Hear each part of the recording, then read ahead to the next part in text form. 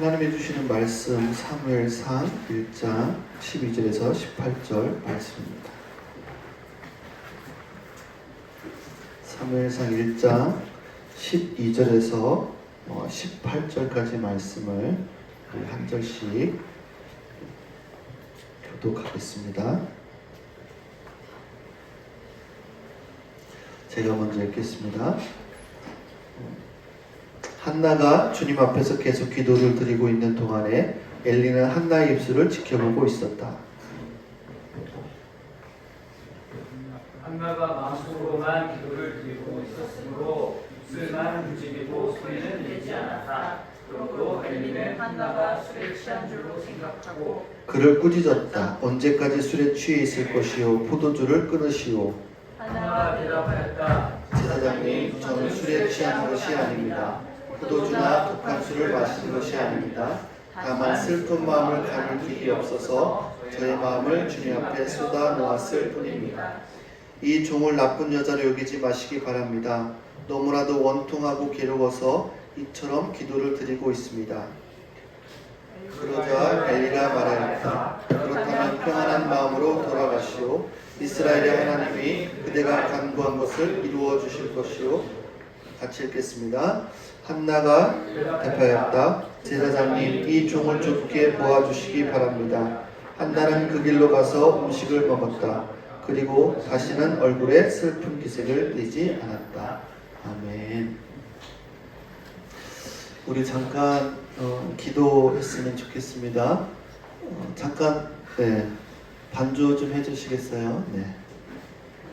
이 시간 말씀을 위해서 같이 한번 기도하기 원합니다. 하나님, 오늘 이 말씀 가운데 주님 우리의 마음을 열어주시고 우리의 눈을 열어주시고 귀를 열어주셔서 주의 말씀을 듣게 하시고 우리의 영혼이 우리의 심령이 우리의 육체가 주님을 만나고 경험할 수 있도록 주님 역사하여 주시옵소서. 이 시간 주님을 구하면서 우리 같이 한번 기도하겠습니다. 거룩하신 아버지 하나님, 오늘 이 시간에 주님 모든 것을 주님 앞에 올려드립니다. 하나님, 오늘 이 시간에 함께하여 주시옵소서. 임재하여 주시옵소서. 오셔서 아버지 우리 어린아이부터 어른에 이르기까지 한 분 한 분을 주님 만져주시고 함께하여 주시옵소서. 주의 은혜를 아버지 사모합니다. 주님 오셔서 함께하여 주시옵소서. 주여 말씀 가운데 임하여 주시며 주의 음성을 듣게 하여 주시옵소서. 주님 말씀을 듣게 하여 주시옵소서. 우리의 마음이 아버지 하나님 들을 수 있도록 아버지 하나님 우리의 마음을 기경하여 주시옵소서. 새롭게 하여 주시옵소서. 아버지 말씀이 심겨져서 좋은 밭으로 많은 열매를 맺을 수 있는 우리의 심령이 될 수 있도록 주여 이 시간 역사하여 주시옵소서. 오 주님 역사하여 주시옵소서. 하나님 오늘 이 시간에 어떤 마음을 가지고 왔습니까? 괴로운 마음, 힘든 마음을 가지고 왔습니까? 주여 위로하여 주시고 힘주시고 능력을 더하여 주시고 말씀을 통해 주님을 만날 수 있는 귀한 시간 될 수 있도록 하나님 역사하여 주시옵소서. 우리의 입술의 고백을 들으시고 아버지 하나님 역사하여 주시옵소서. 오 주님을 높입니다. 주님을 찬양합니다. 홀로 영광 받아 주시옵소서. 오 주님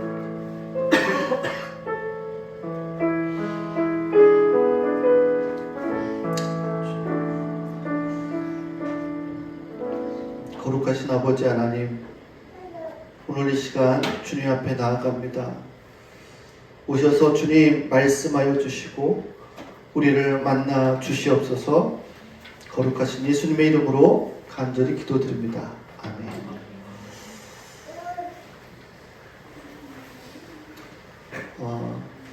지금 11월 달부터 우리 한국에서 2024년 다니엘 기도회를 합니다.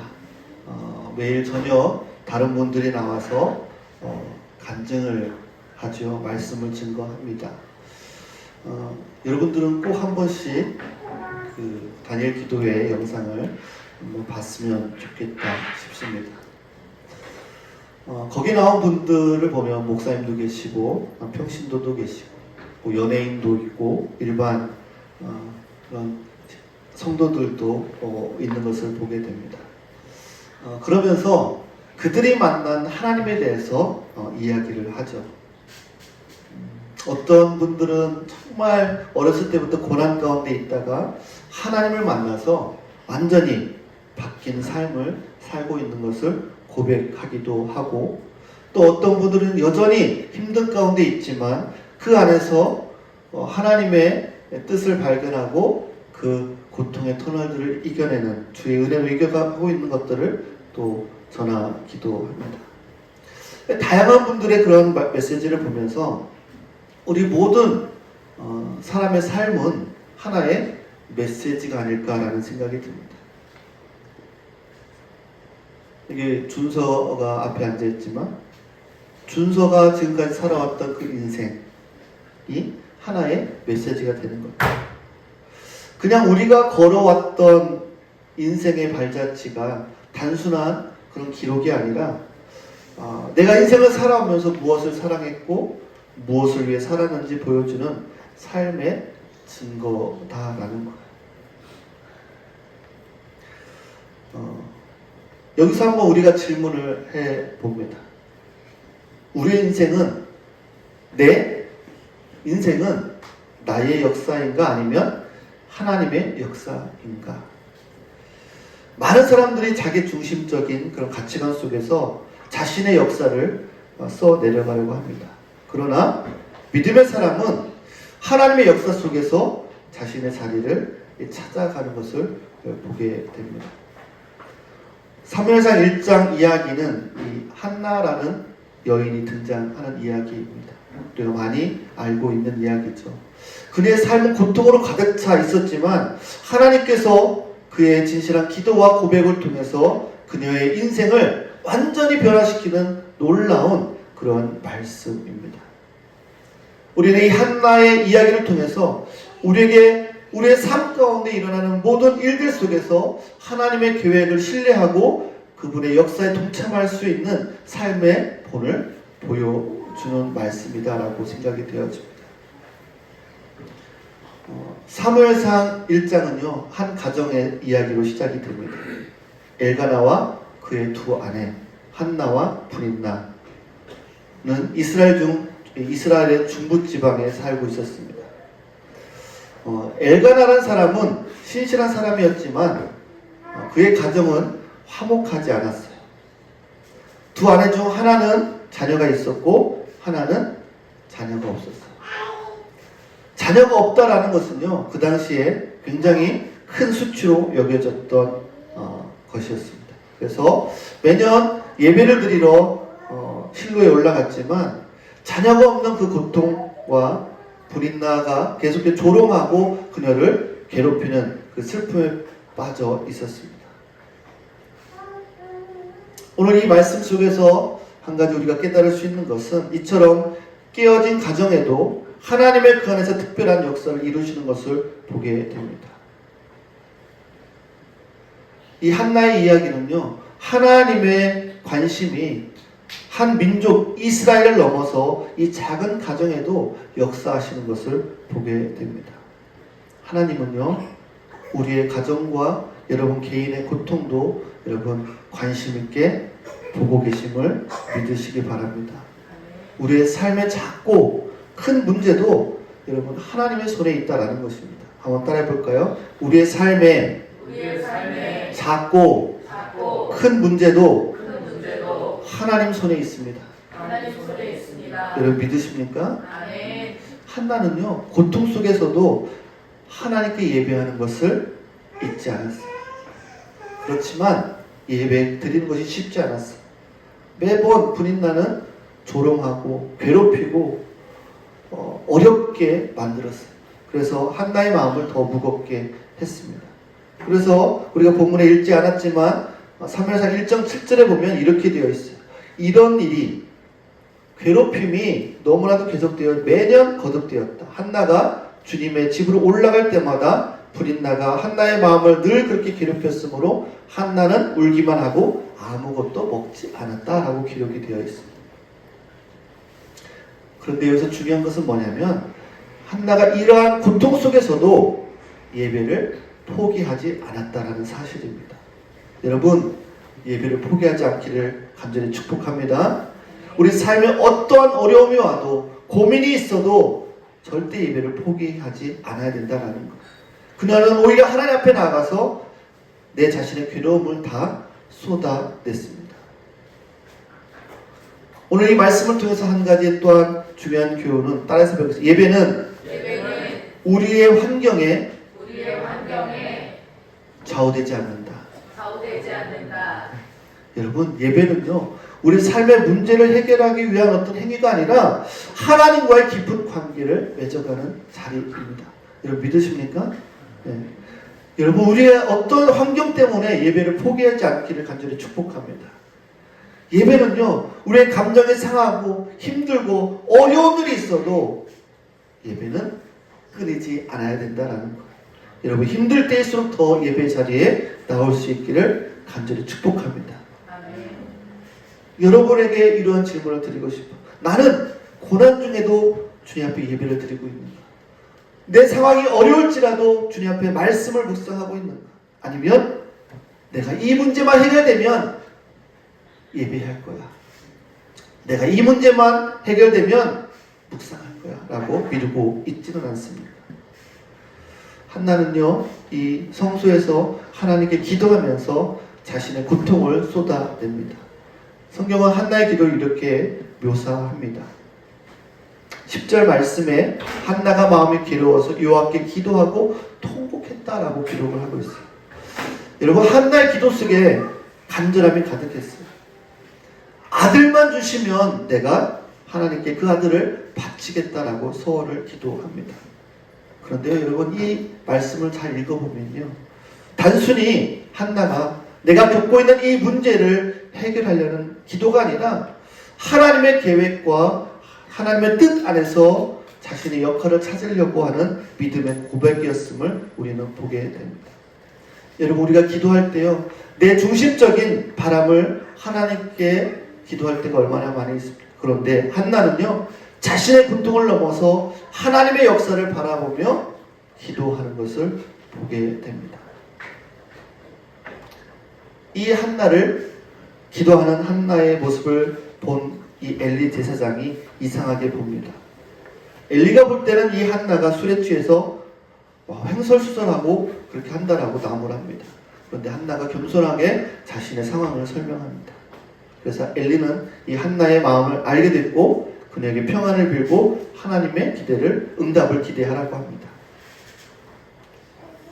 여러분, 기도는요, 우리의 신앙생활은요, 사람들에게 이해받지 못할 수도 있지만 여러분, 하나님께는 정확하게 전달됨을 믿으시기 바랍니다. 따라서 해볼, 기도는 반드시 하나님께 정확히 전달된다. 사람들은 오해할 수 있어. 야, 저렇게 뭐 힘든데 말씀 묵상한다고 저렇게 앉아있냐, 기도한다고 저렇게 앉아있냐, 뭔가 해야 되지 않냐라고 오해할 수 있지만 여러분, 하나님은 그 마음의 중심을 보시기에 그 기도가 정확하게 주님 마음에 올려짐을 믿으시기 바랍니다. 한나는요, 이 대화를 통해서 마음의 평안을 얻고 얼굴에 근심이 더 이상 없었습니다. 여러분요, 기도는 문제 해결 이전에 우리의 마음을 변화시키는 힘이 있음을 믿으시기 바랍니다. 기도는, 따라서 기도는 문제 해결 이전에 우리의 마음을 변화시키는 강력한 힘이 있다. 여러분, 정말 믿으십니까? 여러분, 우리가 해결하지 못하는 여러 가지 문제들이 아마 다 있을 거예요. 마음의 짐이 있을 거예요. 그런데 여러분, 기도하십시오. 기도하면요, 그 문제가 해결되기 전에 내 마음의 변화부터 생기게 된다는 거예요. 기도는 힘이 있습니다. 여러분, 기도한 후에 한나는 평안함을 가지고 자신의 자리로 돌아가고 하나님은 그녀의 간구를 들으십니다. 그리고 얼마 뒤에 아들을 낳고 그 이름을 사무엘이라 지습니다. 사무엘은 무슨 뜻이에요? 무슨 뜻이죠? 사무엘이 하나님께서 구하였다라는 뜻이에요. 하나님께서 구하였다라는 뜻이에요. 그리고 한나가 기도했던 대로 어떻게 해요? 사무엘을 하나님께 올려드립니다. 그래서 사무엘은 이후에 이스라엘의 위대한 그런 영적 기도자로 사용됨을 보게 됩니다. 여러분, 한나의 이 기도는요, 단지 개인의 문제 해결에 머무르지 않고 이스라엘 민족 전체를 바꾸는, 역사를 바꾸는 놀라운 그러한 기도로 이어지는 것을 보게 됩니다. 여러분, 우리의 기도가 하나님의 뜻과 연결될 때 하나님은 우리의 작은 간구를 통해 큰 역사를 이루시는 줄 믿으시기 바랍니다. 여러분, 우리의 고통은요, 축복으로 바뀔 수 있습니다. 믿으십니까? 우리의 고민은요, 축복으로 바뀔 수 있다는 거예요. 사도 바울은 고린도후서 12장에서 자신의 고통, 육체의 가시, 오히려 이것 때문에 하나님의 능력을 드러내는 도구가 되었다라고 고백을 하죠. 마찬가지로 이 한나의 고통은요, 단순히 그녀를 짓누르는 그런 무게가 아니었다라는 거예요. 그것을 통해서, 그 어려움을 통해서 하나님께 더 나아가게 됐고, 그 과정에서 그녀 자신뿐만 아니라 다른 이들에게도 축복을 가져다 주는 그런 기도의 사람이 되었다라는 거예요. 여러분, 우리의 각자의 삶의 고통 속에서도 하나님의 섭리 속에서 여러분, 그 고통을 하나님은 사용하시는 줄 믿습니다. 고통은요, 우리를 더 하나님께 가까이 나아가게 하며 그 하나님의 은혜를 경험하는 통로가 될 수 있음을 여러분 믿으시기 바랍니다. 연예인 중에 권오중이라는 사람이 있죠. 재미있는 캐릭터를 가지고 있죠. 요즘에는 TV에 잘 안 나오는데 간증하는 것을 들었어요. 그가 2020년도에 하나님을 만났다고 이야기를 합니다. 그리고 그전에는 결혼해서 아내가 교회를 다녔기 때문에 교회는 다녔지만 전혀 변화되지 않는 그런 삶을 살았다고 합니다.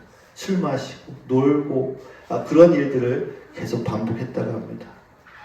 그러면서 중요한 건 뭐냐면 정확하게 예수님을 만나고 그 모든 삶이 변화되었다라는 거예요. 그가 그런 생활하면서 아내가 죽어가는 것을 보았고 또 하나님이 자식을 통해서, 자녀를 통해서 자신에게 말씀하시는 것을 들었다라고 고백을 합니다. 그가 고백하는 이야기 중에 하나가 뭐였냐면 사단은요, 죽으라고 얘기한다. 고통 속에서 죽으라고 속삭인다라는 거예요. 자신도 죽으려고 했다라는 거예요. 죽으라 라고 하는 거예요. 그러면서 야, 죽으면 다 끝이야. 이 힘든 건 다 끝이야. 그러면서 또 한 가지는 다시 태어나면 돼. 지금의 인생 다 끝나고 죽고 다시 태어나면 돼. 이런 속삭임이 들린다라는 거예요. 그래서 많은 연예인들이 자신의 삶을 포기한다라고 이야기를 합니다. 여러분, 분명한 것은요, 그 고통 속에서 그 고통을 하나님은 사용하신다라는 거예요. 그래서 그 고통 속에서 권오중이 만난 그 하나님 때문에 지금 그 아들과 하나님을 높이고 찬양하는 삶을 살아가고 있는 것을 보게 됩니다. 우리나라에 딱 한 명 있는 질병을 갖고 있죠. 그 아들이.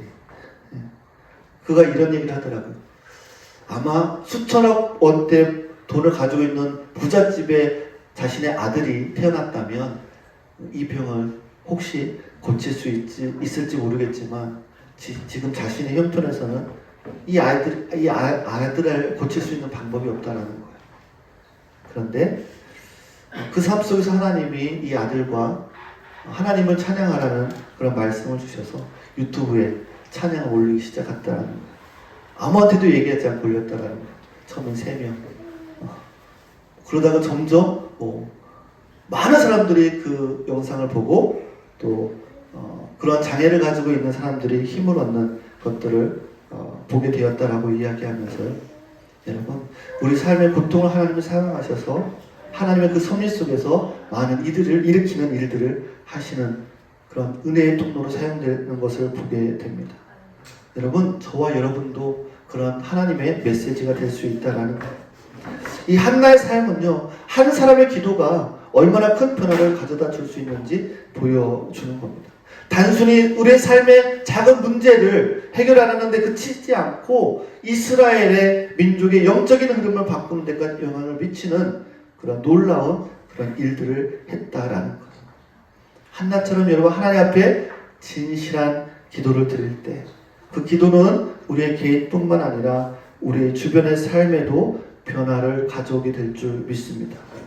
여러분이 매일 하나님 앞에 묵상하고 기도하는 그 삶이요, 여러분의 개인적인 삶뿐만 아니라 여러분의 남편에게, 여러분의 아내에게, 여러분의 자녀들에게, 아니 이웃들에게까지도 여러분 영향을 끼치고 변화를 줄 수 있다는 사실을 여러분 꼭 기억할 수 있기를 간절히 축복합니다. 저는 어제 그 준영이 뭐 축구하는 게 있어서 그 미국 국경 쪽에 이렇게 가게 됐어요. 시간이 좀 남아서 그래, 따뜻한 커피가 필요하겠구나. 그래서 커피를 사러 갔어요. 내비를 찍었죠. 그런데 그 내비가 그냥 아무 생각 없이 내비 나오는 대로 이렇게 찾아갔어요. 갔더니 거기가 면세점이 나오더라고요. 그래서 그 면세점이 나오네. 그래서 거기서 커피 사갖고 그냥 다시 돌아 나오면 되겠지 하고 갔어요. 면세점 커피를 사고 나왔는데 돌아갈 수가 없는 거예요. 보니까 들어왔던 입구를 보니까 영화에서 봤던 뾰족한 그런 침들이 딱 올라 있는 거예요. 여기로 지나가면 타이어가 손상될 수 있습니다. 써 있는 거예요. 들어왔던 길로 못 나가는 거예요. 그럼 길이 하나가 있어요.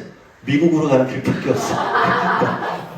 여권도 없었고, 영주권 카드도 없었어요. 그냥 그 한 길밖에 없는 거예요. 중간에 가다가 차를 세워놓고 그 사무실에 가서 어떻게 되냐 물어봤더니 어쩔 수 없이 가야 된대요. 그래서 큰일 났다. 또 가장 두려웠던 게 뭐 영어를 제대로 잘 못하니까 이거 어떻게 설명해야 될지 그래서 가다 보니까 미국 국경이 이렇게 있는데 옆으로 캐나다로 돌아갈 수 있는 길이 있더라고요. 그래서 그래, 이쪽으로 가면 되겠다. 돌아왔는데 문제는 캐나다 국경이 이렇게 있는 거예요. 그 사무실을 통과해야 되는 거예요. 우리가 미국 갔다 오면 영주권 카드나 아니면 비자를 보여주고 통과하잖아요. 근데 거기가 나온 거예요. 그래서 난감하다. 어떡하지? 갔더니 돈은 얼마나 있냐, 사왔냐, 이런 거 그거 아니고, 그리고 잠깐 커피 사러 왔더니 잘못 길을 들어서 이렇게 돌아서 왔다 라고 했더니 그 증명할 수 있는 게 뭐가 있어야 된대요. 그래서 그게 하여튼 설명할 때 노란 쪽지에 뭘 적어 사무실에 들어가라고 그러는 거예요. 그래서 사무실에 들어가서 막 얘기했더니 그 영주권 카드가 있으면 보여달라는 거예요. 근데 안 갖고 왔잖아요. 근데 마침 제가 메모장에 그걸 찍어 놓은 게 있었어요. 다행히. 그걸 보여줬더니 잘 가라고. 그래서 왔는데 제가 거기서 왜 이야기를 하냐면 우리 캐나다라는 나라에 우리가 거기에 들어가려니까 뭐를 보여줘야 돼요? 여권이나 아니면 PR 카드나 아니면 비자가 있어야 들어갈 수 있는 거. 없으면 못 들어가는 거죠. 그러면서 그런 생각이 밤에 딱 들더라고요. 하나님이 천국에 딱 문 앞에 섰는데 너 여기 어떻게 어떻게 그 물어볼 거 아니에요. 그런 생각이 들더라고요. 그럼 나는 내가 보여줄 게 뭐가 있을까? 여러분이 천국 문 앞에 섰을 때 주님이 물어보시면 여러분들 어떻게 대답하실까요? 준비가 안 돼 있으면 이게 국경에서 영주권 카드가 없어가지고 당황했던 모습이 생각나는데 그렇게 되지 않을까? 분명한 것은 분명히 그 문이 다가오고 있다라는 거예요. 근데 나는 그 문 앞에 서서 내가 당당하게 주님, 저는 이 천국에 들어갈 수 있는 사람입니다 라고 이야기할 수 있는 준비가 되어 있는가라는 거예요. 여러분 정말 예수님을 믿으십니까? 너무 소리가 작은. 정말 예수님을 믿으십니까? 네. 그 예수님이 바로 그 천국문의 열쇠인 것을 믿으시기 바랍니다. 여러분 우리의 인생은요 하나님의 손에서 특별한 메시지로 사용될 수 있음을 믿으시기 바랍니다. 여기에 있는 그 가을이 지금은 조그만 아기, 귀여운 아기이지만 이 아기를 하나님이 가을이를 어떻게 사용하실 것인가? 하나님 손 안에 이 가을이가 있을 때 여러분 가을이의 인생은요 놀라운 하나의 책이 될 수 있다라는 거예요. 메시지로 쓰일 수 있다라는 거예요. 한나의 이야기처럼 고난 속에서도 하나님께 나아가고 그분의 계획을 신뢰하게 되면 여러분, 우리는 하나님의 위대한 역사 속에 동참할 줄 믿습니다. 여러분, 우리의 기도가 우리의 삶과 이 땅을 변화시키는 도구가 될 수 있기를 간절히 축복합니다. 우리 시간 같이 한번 기도하기 원합니다.